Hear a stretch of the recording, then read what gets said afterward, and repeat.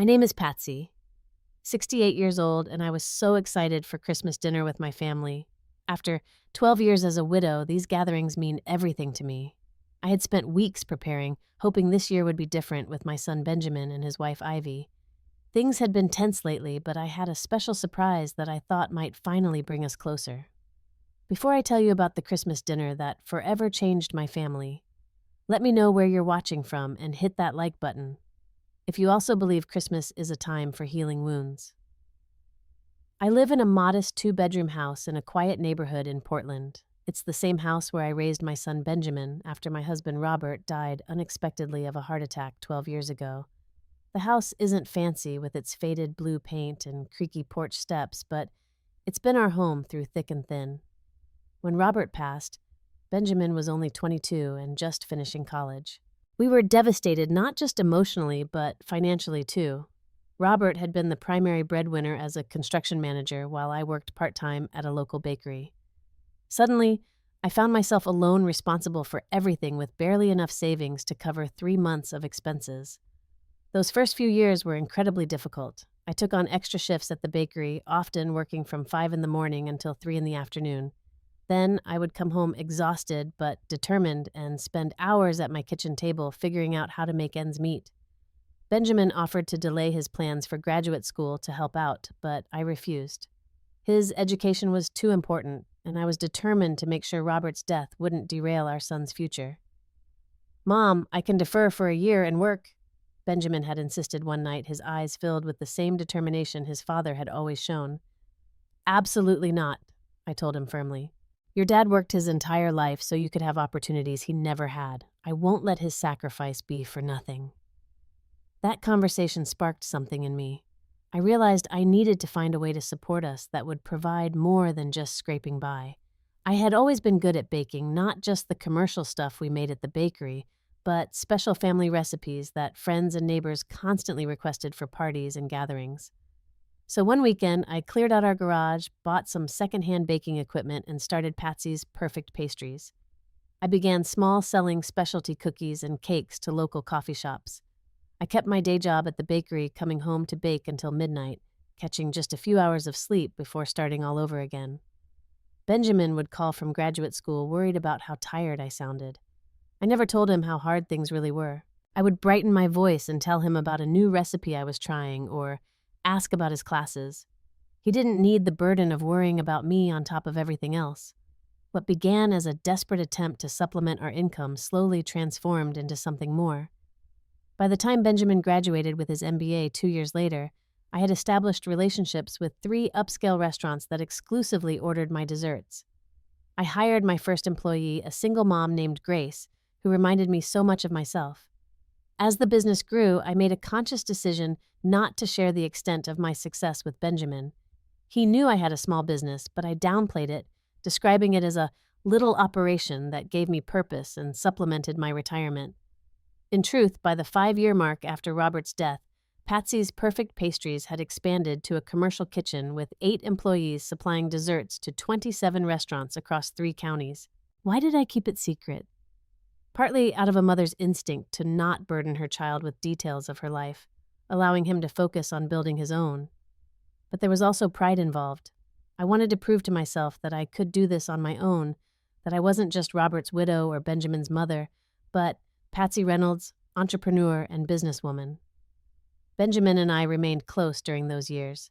He would visit every few months, and we talked on the phone at least once a week.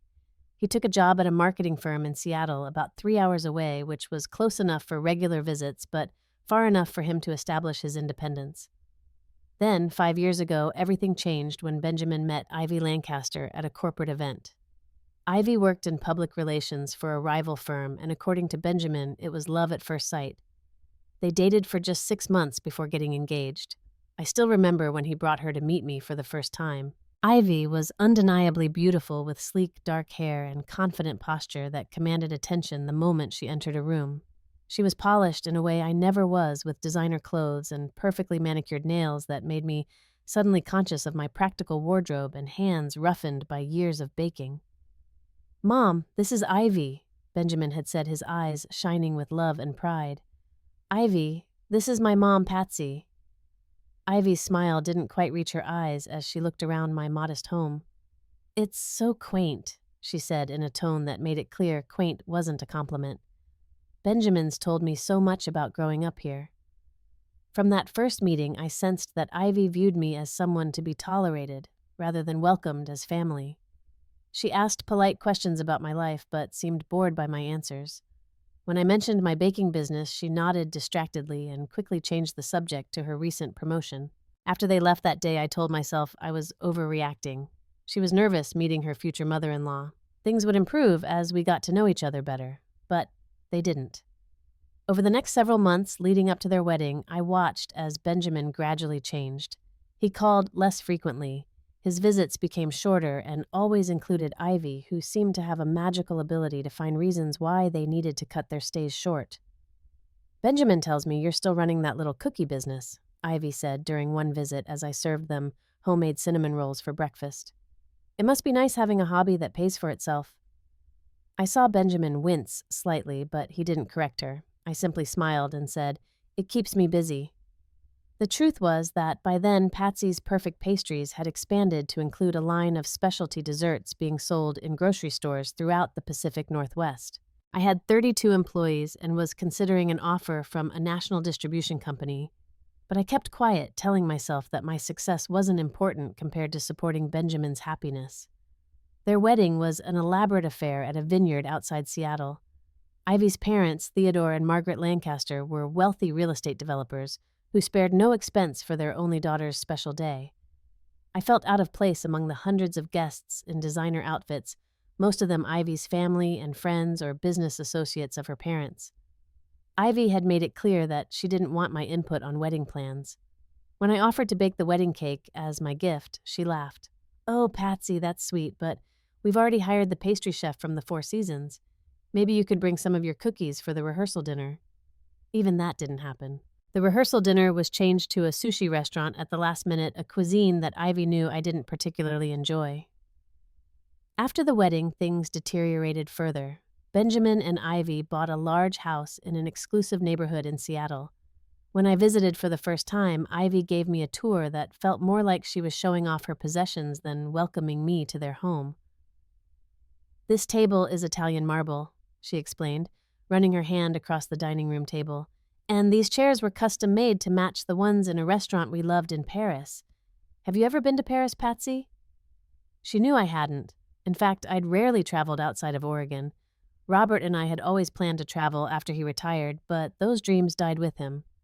For holidays, Benjamin would try to split time between their home and mine, but increasingly, Ivy found reasons why this wasn't possible. Her parents needed them, or they had important work functions, or they had booked a vacation.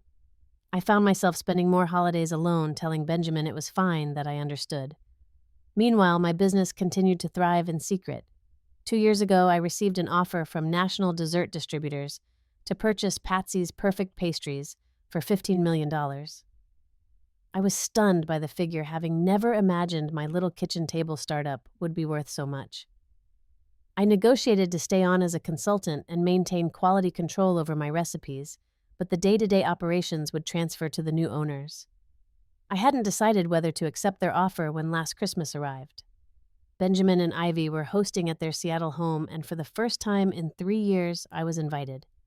It was a stiff, formal affair where I once again felt like an outsider seated at the far end of the table away from Benjamin. Ivy's parents dominated the conversation, talking about their recent cruise to the Mediterranean and plans to purchase a vacation home in the Bahamas.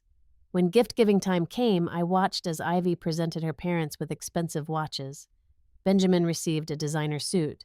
I received a generic bath set that still had the clearance sticker partially visible on the bottom. It was so impersonal that I wondered if Ivy had sent an assistant to grab something last minute. That night in the guest room, I made my decision. I would accept the offer for my company and finally reveal to my son the truth about my business. Perhaps seeing me as financially secure and successful would change how Ivy treated me. More importantly, I wanted to share my success with Benjamin to give him the security and opportunities that I'd worked so hard to create. It took most of the year to finalize the deal with lawyers and accountants ensuring everything was in order. By November, it was official. I was a millionaire many times over with the first installment of the purchase price already in my investment accounts. I decided that this Christmas would be different. I would host at my home, prepare all our family's traditional recipes, and finally reveal my secret. I imagined Benjamin's surprise, Ivy's shock, and a new beginning for our family based on truth and mutual respect. I never could have predicted how that Christmas dinner would actually unfold. I spent weeks preparing for Christmas dinner. I wanted everything to be perfect, not just the food and decorations, but the gifts as well. For the first time, I could afford to buy truly special presents for everyone, particularly Benjamin and Ivy. For my son, I found a vintage watch that matched the one his father had worn every day of their marriage. Robert's original had been sold during those difficult early days after his death to pay for Benjamin's textbooks. It had taken months of searching online auctions and connecting with collectors to find one in similar condition. When it arrived, I had it engraved with Robert's initials and a simple message, "Time reveals truth. Love, Mom." For Ivy, despite our difficult relationship, I wanted to extend an olive branch. I commissioned a custom piece of jewelry, a delicate gold necklace with 2 intertwined circles representing our families coming together. It cost nearly $5,000, but I hoped it would communicate my sincere desire for us to start fresh. I even purchased thoughtful gifts for Ivy's parents, Theodore and Margaret, whom I had only met a handful of times at the wedding and last Christmas. For Theodore, I found a rare first edition of a book on architecture he had mentioned collecting. For Margaret, I selected a cashmere shawl from a designer she favored. The week before Christmas, I turned my attention to food. I pulled out all our traditional family recipes, many handed down from my grandmother. I made Robert's favorite bourbon pecan pie, the same recipe I had made every Christmas during our marriage. I prepared Benjamin's childhood favorite, my special orange cranberry bread that he used to request for breakfast every Christmas morning. As I worked in the kitchen, memories flooded back of Christmases past. Benjamin at 5 years old, wide-eyed as Robert lifted him up to place the star on the tree. Benjamin at 10, carefully arranging cookies and milk for Santa even though he had figured out the truth the year before.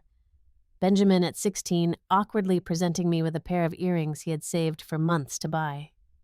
These memories sustained me through the years of loneliness after Robert died, and then the pain of watching Benjamin drift away after meeting Ivy.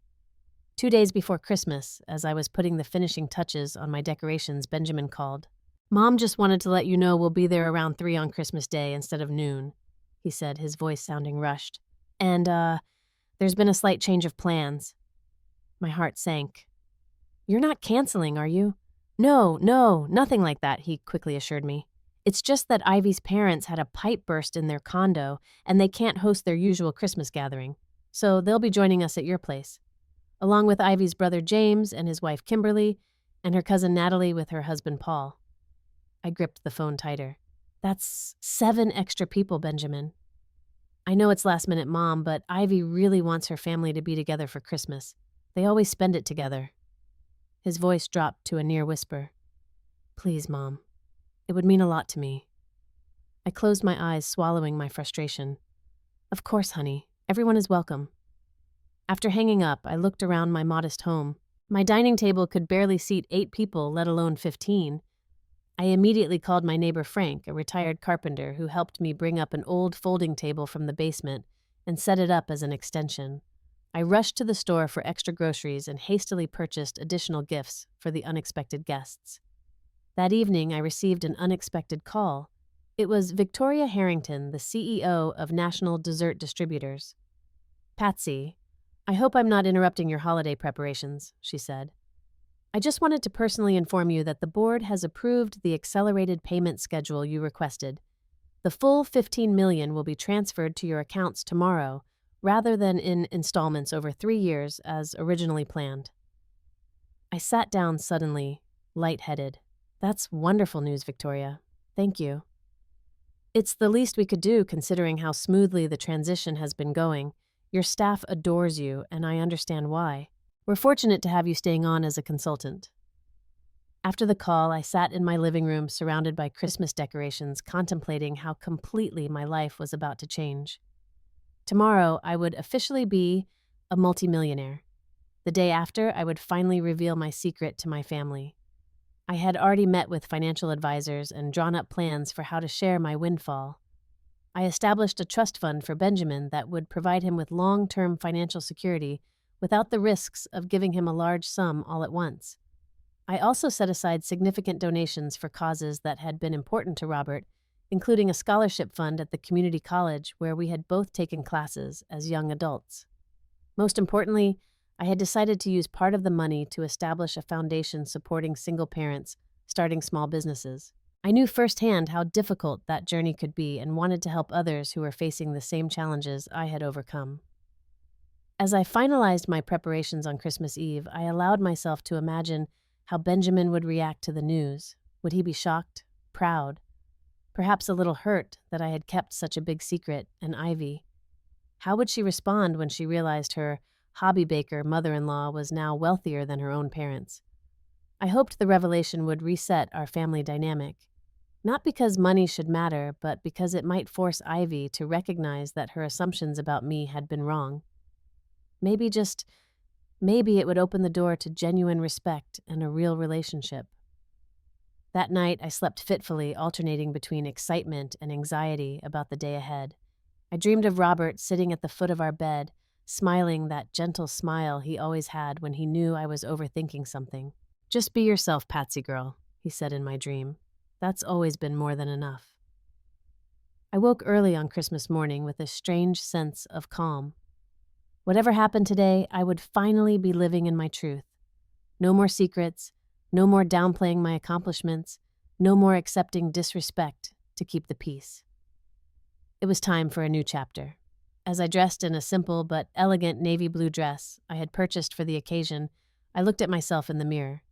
The past 12 years had added silver to my hair and lines around my eyes, but they had also given me strength and confidence I never knew I possessed. "Merry Christmas, Robert," I whispered to the empty room. "Wish me luck." Then I headed downstairs to put the turkey in the oven and prepare for my guests. The doorbell rang at exactly 3:15 on Christmas Day. I smoothed down my dress, took a deep breath, and opened the door with my warmest smile. "Merry Christmas," I exclaimed, greeted first by the sight of Benjamin standing awkwardly on my porch, laden with wrapped packages. Behind him stood Ivy, elegant in a red cashmere sweater and designer jeans, looking like she had stepped out of a holiday catalog. Following them were Ivy's parents, Theodore and Margaret Lancaster, both tall and distinguished with the confident bearing of people accustomed to wealth and status. "Merry Christmas, Mom," Benjamin said, leaning in to give me a quick kiss on the cheek before stepping inside. Ivy followed with a perfunctory hug that barely made contact. "Your house looks festive," she said, her gaze sweeping critically over my decorations. Theodore and Margaret offered polite greetings as they entered, followed by Ivy's brother James and his wife Kimberly, who barely made eye contact as they murmured, "Merry Christmas." Last came Ivy's cousin Natalie and her husband Paul, both looking uncomfortable as they stepped into my modest foyer. "Please come in, everyone," I said, maintaining my smile despite the already chilly atmosphere. "Let me take your coats." As I helped them with their outerwear, Ivy moved deeper into the house, already taking charge. "Mom, Dad, you can sit here," she directed, pointing to my best armchair and the adjacent sofa. "James, Kimberly, why don't you take the love seat? Natalie and Paul can use those dining chairs we'll bring in." I watched as she rearranged my living room without asking. Moving a side table I had carefully positioned with a family photo album to make room for an elaborate gift basket she had brought. "Ivy," I said gently, "I've set up seating in the dining room if everyone would like to get comfortable there. I've made some appetizers to enjoy before dinner." She barely paused. "Oh, we always open presents in the living room first, then eat. It's our family tradition." Benjamin stood awkwardly between us, his eyes darting from his wife to me. I saw him open his mouth as if to say something, then close it again. "Of course," I conceded. "Whatever makes everyone most comfortable." Theodore Lancaster cleared his throat. "Something smells wonderful, Patsy. Is that your turkey I smell?" I smiled gratefully at him for the small kindness. "Yes, and my grandmother's special stuffing recipe. I hope everyone will enjoy it." "I brought some appetizers from that little gourmet shop in Seattle," Ivy interjected, reaching into a bag she had carried in. "Just in case we needed some options. Benjamin mentioned you were doing this all yourself, and I know how overwhelming that can be." I bit my tongue against pointing out that I had been preparing holiday meals for decades. Instead, I said, "How thoughtful. Let me get those plated for everyone." As I turned to head toward the kitchen, I heard Ivy's mother Margaret murmur, "This house certainly brings back memories of my grandmother's place in Wisconsin. So nostalgic." In the kitchen, I took a moment to compose myself. It was barely 10 minutes into their visit, and already I was being treated like an incompetent hostess in my own home. I reminded myself of the revelation to come and plastered on a smile as I arranged Ivy's store-bought canapes alongside my homemade appetizers. When I returned to the living room, the conversation had moved to Ivy's parents' recent troubles. "The water damage was extensive," Theodore was explaining. "The entire master bathroom will need to be gutted and redone."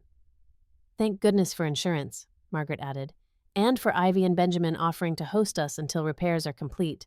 We couldn't possibly stay in a hotel over the holidays." I hadn't heard about this arrangement and glanced at Benjamin, who was studiously avoiding my eyes. So they would be moving in with Benjamin and Ivy. More time for them to strengthen their influence over my son. "The contractor says it will take at least 6 weeks," Ivy said. "But we have plenty of room, and it will be nice having Mom and Dad around when we start our renovation projects." "Renovation projects?" I asked, looking at Benjamin. Ivy answered before he could. "We're redoing the kitchen and adding a home gym. Benjamin's company is doing so well with his new promotion, we decided it was time for some upgrades." This was the first I'd heard of a promotion. My son used to call me with any good news in his life, but now I was learning about it alongside relative strangers. "Congratulations, Benjamin," I said, trying to catch his eye. "That's wonderful news." He nodded, a tight smile on his face. "Thanks, Mom. It's been pretty recent." Ivy's brother James spoke up. "Speaking of renovations, Kimberly and I just finished our basement media room. Top of the line, everything surround sound projector, the works. Cost a fortune, but totally worth it." This launched a conversation about home improvements, luxury appliances, and design trends that excluded me entirely. I sat quietly nodding and smiling when appropriate feeling increasingly invisible in my own living room. Eventually, I excused myself to check on dinner. In the kitchen, I busied myself with basting the turkey and preparing the final sides. The potatoes were mashed to perfection. The green beans almondine were crisp and flavorful, and the cranberry sauce made from scratch with orange zest, and a hint of cinnamon was Robert's favorite recipe. Benjamin wandered in as I was arranging rolls in a basket. "Need any help, Mom?" he asked, his voice low. I looked at my son. Really looked at him for the first time that day. He seemed tired, with subtle shadows under his eyes that his expensive glasses couldn't quite hide. "Are you happy, Benjamin?" I asked suddenly. He blinked, surprised by the question. "What?" "Of course I am. Things are great. Work is good. The house is coming along." "That's not what I asked," I said gently. He leaned against the counter, his shoulders sagging slightly. For a moment, I saw glimpses of my boy beneath the polished exterior Ivy had crafted. "It's complicated, Mom," he finally said. "Life is just busy, stressful sometimes. Ivy has high expectations for both of us." I wanted to say more, to ask about those expectations and whether they aligned with his own dreams. But before I could, Ivy appeared in the doorway. "There you are," she said to Benjamin. "Your father-in-law is asking about that golf membership you mentioned." Just like that, my moment with my son vanished. He straightened up, his corporate mask sliding back into place. "Coming," he said, then turned to me with an apologetic smile. "Dinner smells amazing, Mom." When everything was ready, I called everyone to the dining room.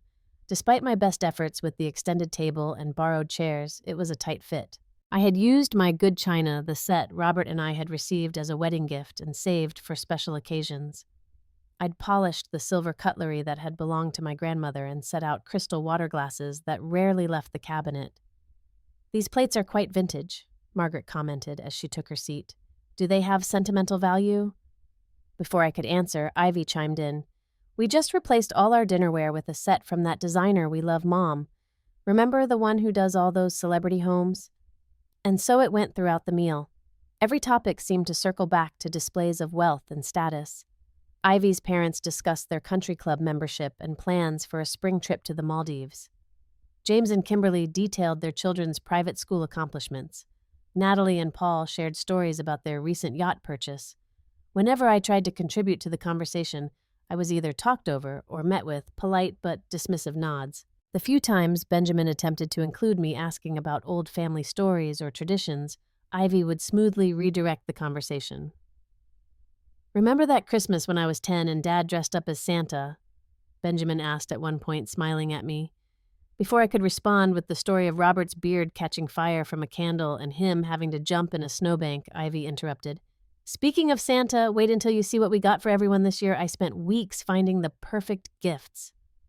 I noticed that despite my careful preparation of all Benjamin's favorite foods, he barely touched them, instead complimenting the bottle of wine Theodore had brought and the appetizers Ivy had purchased.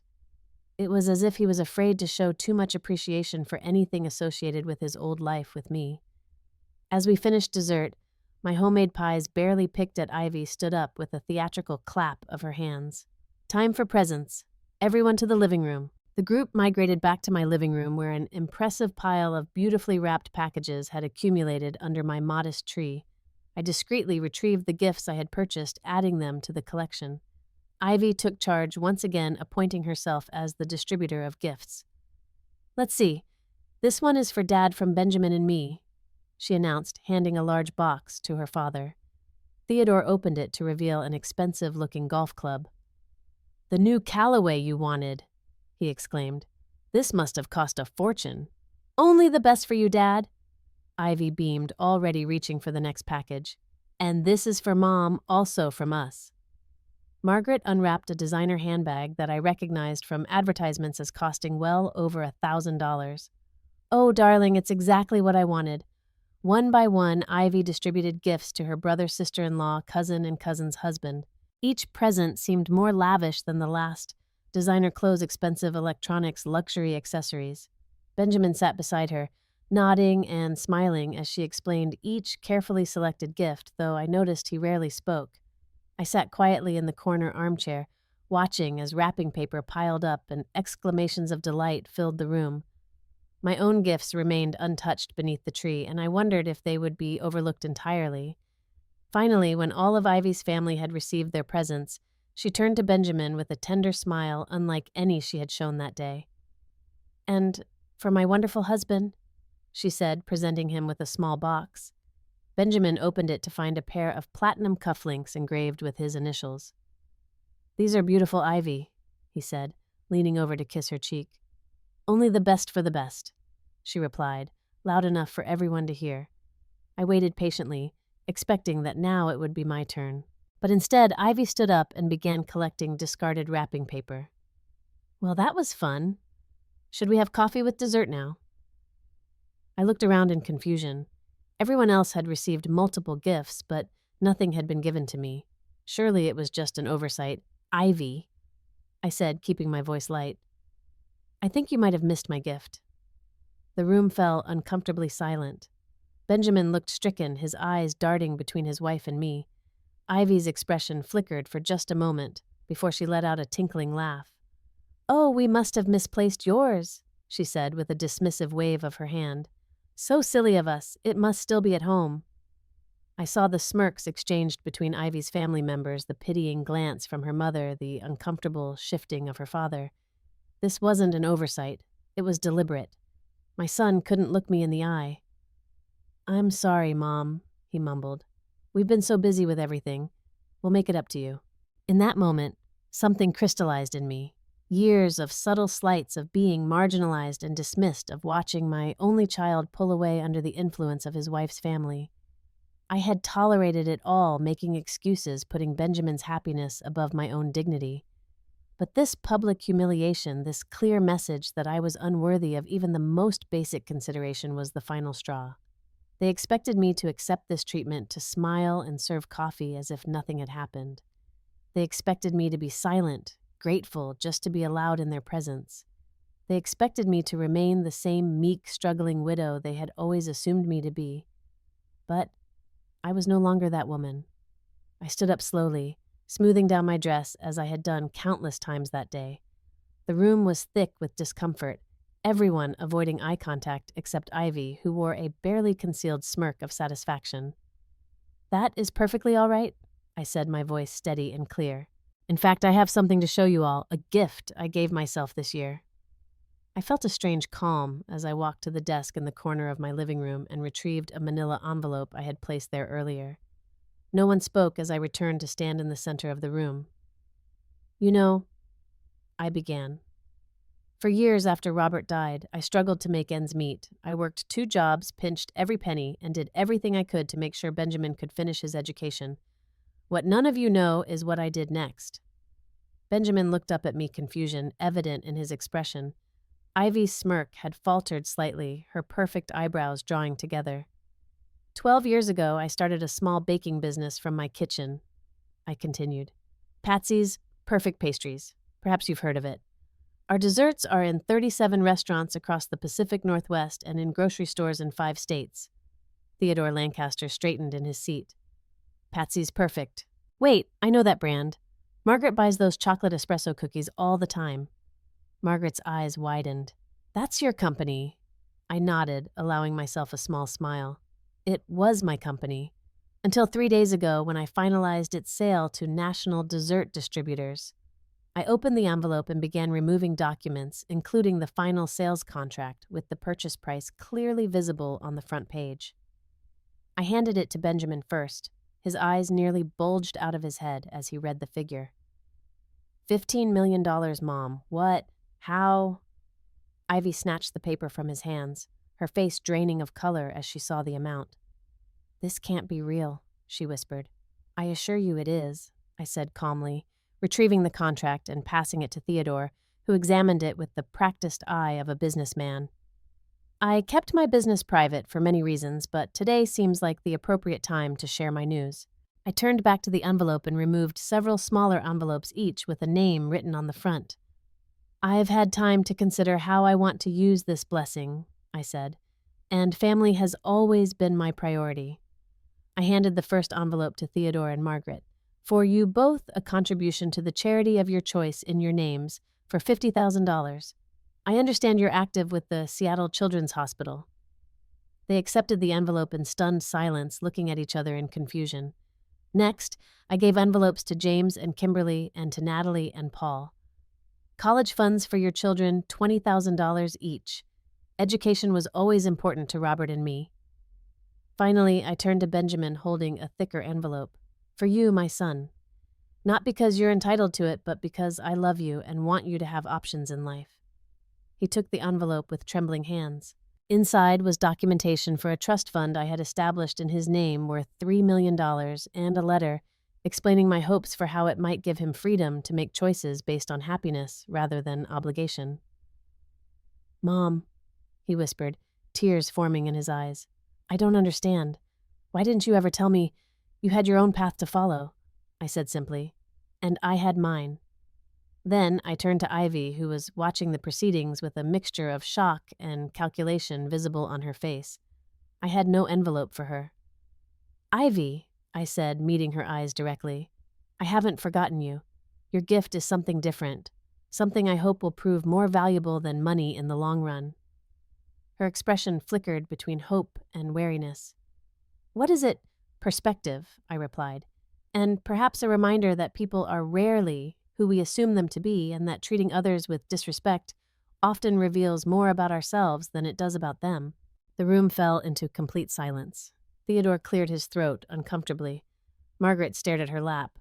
Benjamin looked between his wife and me, conflict evident in every line of his face. Ivy's cheeks flushed with color. I don't know what you're talking about, she said, her voice tight. If you've felt disrespected, that certainly wasn't our intention. Wasn't it? I asked quietly. Not even tonight when everyone but me received gifts. Not when you rearrange my home without asking, criticize my cooking, or speak about me as if I'm not present. Not when you've systematically separated my son from me over the past 5 years. Benjamin stood up abruptly.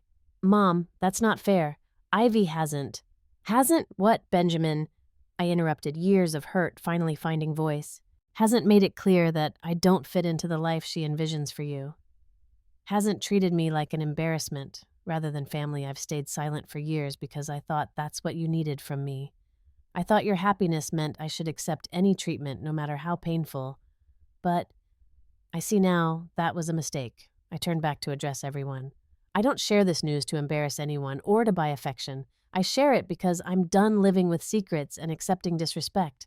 Robert always told me I was stronger than I knew, and it took me 12 years to fully believe him. The stunned silence that followed my revelation was broken by Ivy, who suddenly stood up, her composure cracking. "This is ridiculous," she said, her voice shrill. "You've been lying to everyone for years about this supposed business, and now you're trying to make me look bad.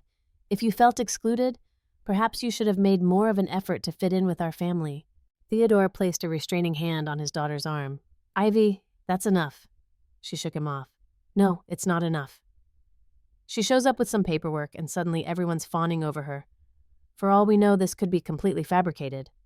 Benjamin finally found his voice. "Ivy, stop it. This is my mother you're talking about." "Oh, now you're defending her." Ivy turned on him.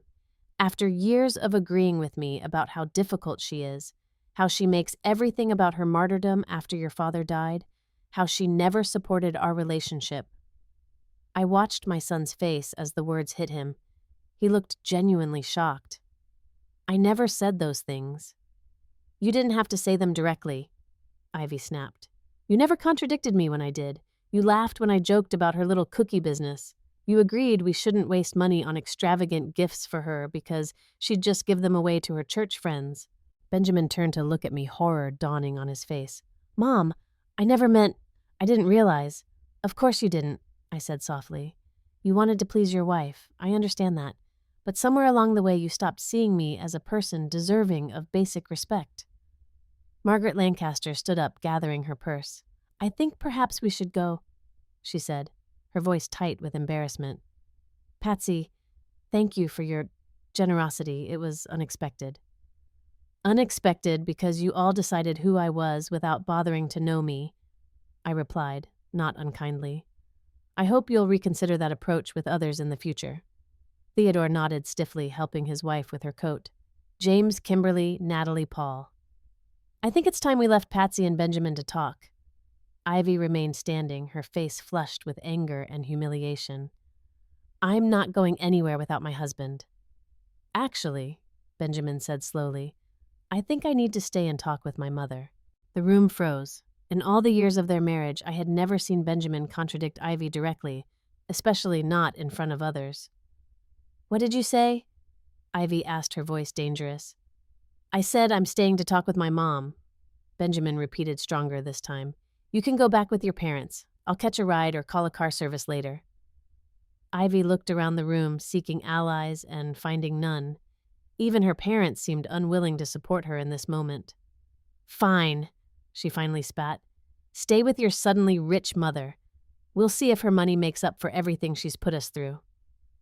"Ivy," I said, still maintaining my calm, "the only thing I've ever wanted was to be treated with basic kindness and included in my son's life. Money has nothing to do with it."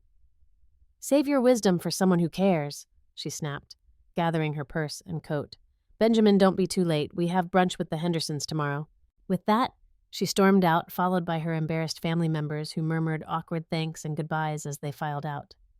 Theodore was the last to leave, pausing at the door to look back at Benjamin and me. "For what it's worth," he said quietly, "I apologize for my daughter's behavior and for my own failure to intervene before now." When the door closed behind them, the house fell into silence. Benjamin stood in the middle of the living room, looking lost and much younger than his 34 years. "Mom," he finally said, his voice breaking, "I am so sorry." I crossed the room and took his hands in mine. "Sit down, sweetheart. I think we have a lot to talk about."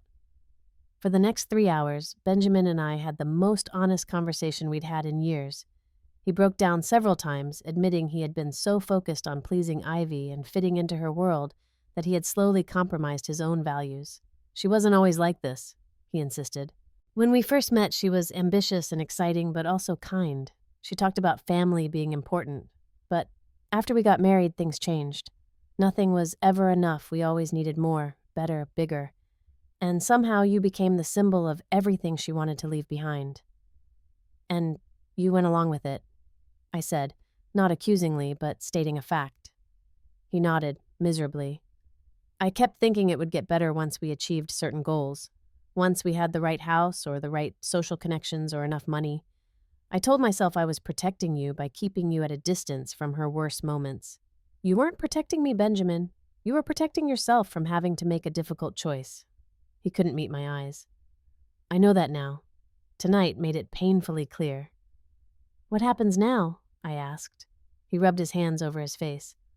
I honestly don't know. I love Ivy, or at least I love who I thought she was. But I don't recognize the person I saw tonight, and I don't much like the person I've become with her. Those are realizations you'll need to sit with, I said. I won't tell you what to do. You're an adult, and your marriage is your decision.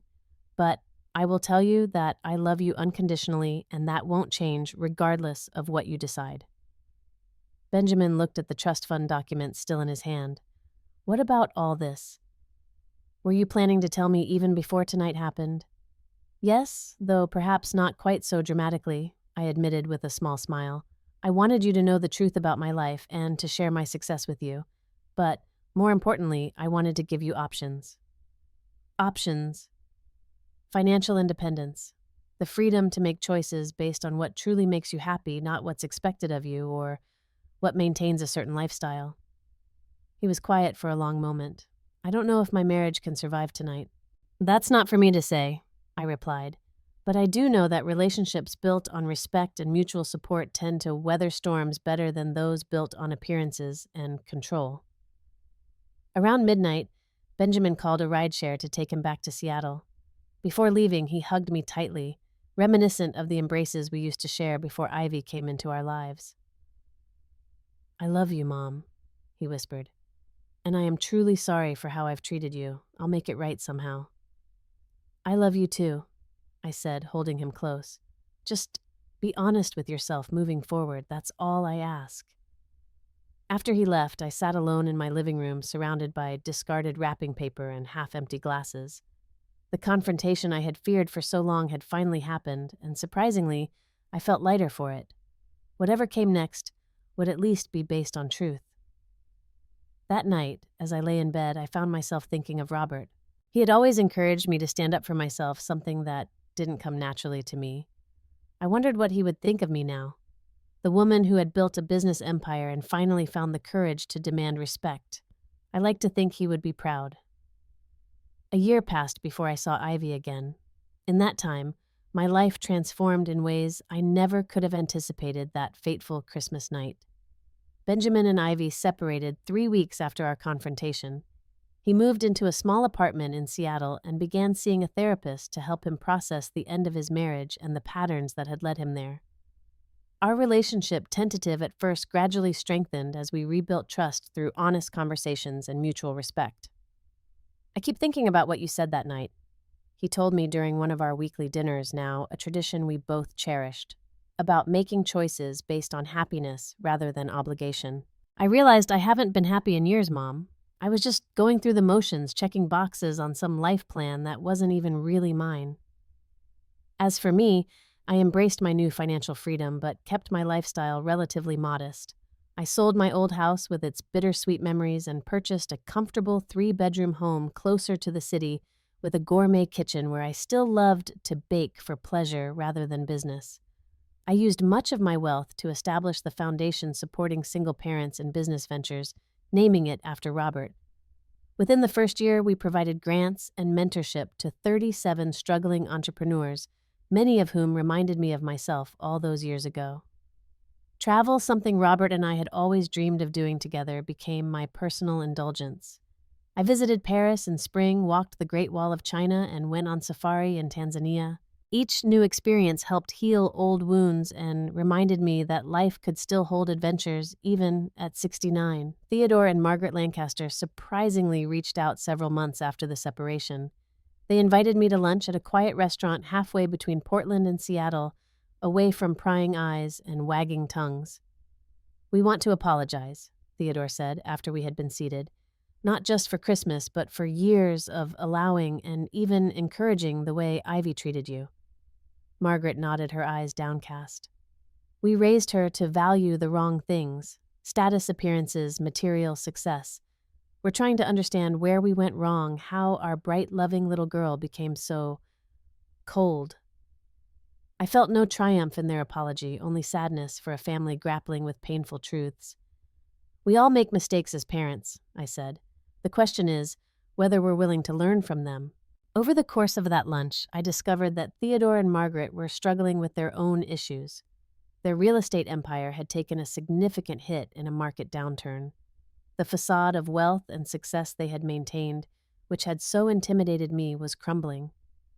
We encouraged Ivy's relationship with Benjamin partly because his career seemed stable, Theodore admitted with evident shame. We were already having financial troubles and worried about supporting her lifestyle. That doesn't excuse how we treated you, Margaret added quickly, but perhaps it helps explain our mindset. By the time we parted ways, a tentative respect had formed between us. They weren't people I would choose as close friends, but I no longer saw them as adversaries either. They were simply flawed humans like all of us trying to find their way. Benjamin's divorce was finalized in October. Ivy, to everyone's surprise, didn't fight for more than her fair share of their assets. According to Benjamin, she seemed almost relieved when it was over. I think she was as trapped in our dynamic as I was, he reflected. Neither of us was brave enough to admit it wasn't working until everything exploded. As the holidays approached again, I wondered how we would navigate Christmas after the previous year's drama. Benjamin suggested hosting at his new apartment, a fresh start in a neutral space, and I readily agreed. It was 2 weeks before Christmas, as I was shopping for gifts in downtown Portland, that I literally bumped into Ivy coming out of a coffee shop. "Patsy," she said, clearly startled. "I'm sorry I wasn't looking where I was going." I was struck by how different she looked. Gone was the perfect blowout and designer outfit. Her hair was pulled back in a simple ponytail, and she wore jeans and a practical coat. But the biggest difference was in her eyes, which no longer held that cold calculation I had come to expect. "It's good to see you, Ivy," I said, surprised to find I meant it. "How have you been?" She laughed, a genuine sound without the performative quality it once had. "Honestly, it's been the hardest year of my life, but also maybe the most important." We ended up getting coffee together, an outcome I never would have predicted. She told me she had moved out of Seattle away from her parents' influence and taken a job with a small nonprofit focusing on housing security. "The divorce was a wake-up call," she admitted. "I had to look hard at who I'd become and who I wanted to be. It wasn't pretty." "Self-reflection rarely is," I said, thinking of my own journey. "I owe you an apology," she said, meeting my eyes directly. "I was cruel to you consistently and deliberately. There's no excuse for that." "Why did you dislike me so much?" I asked the question that had plagued me for years. She considered this, stirring her coffee thoughtfully. "I think you reminded me of where I came from. My family wasn't always wealthy, you know. My parents built their business when I was young, and I remember the years of struggling. When I met Benjamin, I was determined never to go back to that uncertainty.